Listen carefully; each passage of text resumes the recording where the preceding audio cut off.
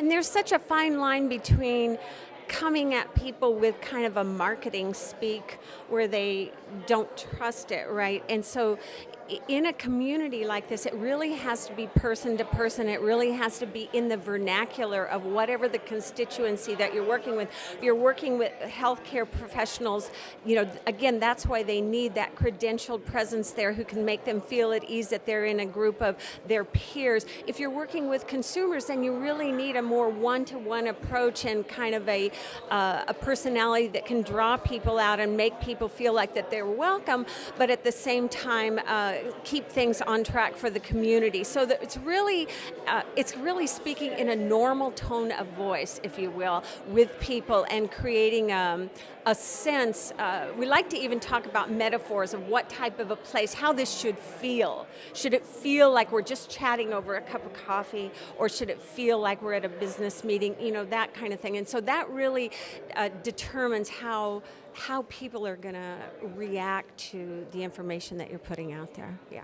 Okay, in terms of the FDA, impending FDA guidance that everyone is expecting, how do you think that's going to influence communities that are built by pharmaceutical companies? Do you think there are going to be more? Do you think that the guidance is going to provide something that allows people to feel like they can do this more readily? What do you think is going to happen? I hope so. I hope it really empowers them. I know a lot of these companies are really wanting to move. They're like on the verge of moving, right?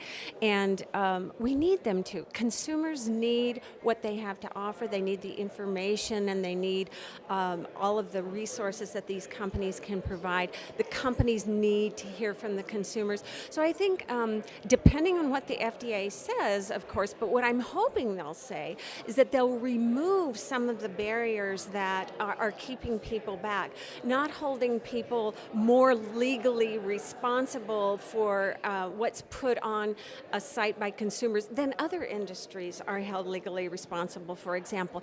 But at the same time, I think that the FDA should definitely recommend that these companies manage them closely, that they manage these communities closely, that they are in there, that they are listening, that they continue with the adverse events reporting and are very vigilant on the question of off-label use. All of those things are important, but not so constraining with restrictions that they can't go in there and move. I think all these companies know they have to do these things. It's just a question of removing those obstacles that are keeping their legal departments with the door shut. Thanks so much for your time, Jenna. Pleasure. Thank you for asking. I'm Carl Turner, reporting for Pixels and Pills from BDI's Social Communication and Healthcare Conference.